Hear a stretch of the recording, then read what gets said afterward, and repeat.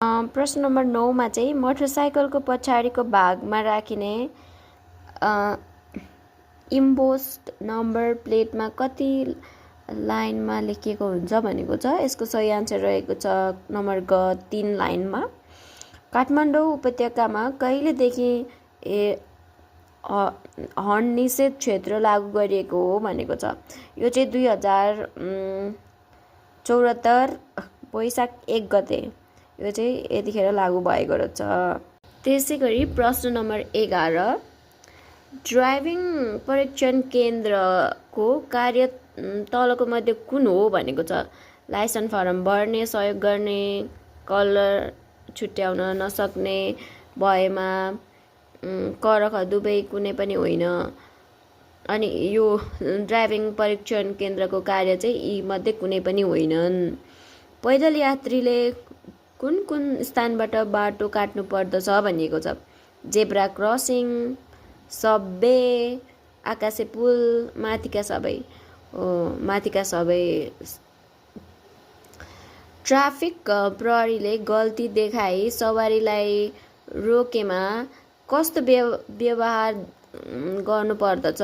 गल्ती छैन भन्ने जिद्दी गर्ने, ट्राफिक प्रहरीले छलेर भाग्ने, नम्रतापूर्वक गल्ती महसुस गर्ने, गाडी छोडेर भाग्ने। ग नम्बर नम्रतापूर्वक गल्ती महसुस गर्नुपर्ने। प्रश्न नम्बर 14 नेपालमा सबैभन्दा बढी दर्ता भएको सवारी साधन कुन हो भनेको छ।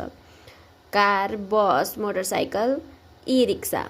सबैभन्दा धेरै दर्ता भएको चाहिँ मोटरसाइकल हो रहेछ। सडक पार गर्दा कसरी गर्नुपर्दछ। दौडेर पार गर्नुपर्दछ, हिँड्दै अडिँदै गरेर एउटै गतिमा हिँडेर पार गर्नुपर्छ, जेब्रा क्रसिङबाट बिस्तारै पार गर्नुपर्दछ। यसको सही आन्सर रहेको छ जेब्रा क्रसिङबाट बिस्तारै पार गर्नुपर्दछ। प्रश्न नम्बर 16 तलमध्येको कुन सवारी सडकमा घुर्दैन। रेल, प्लेन, पानी जहाज, माथिका सबै।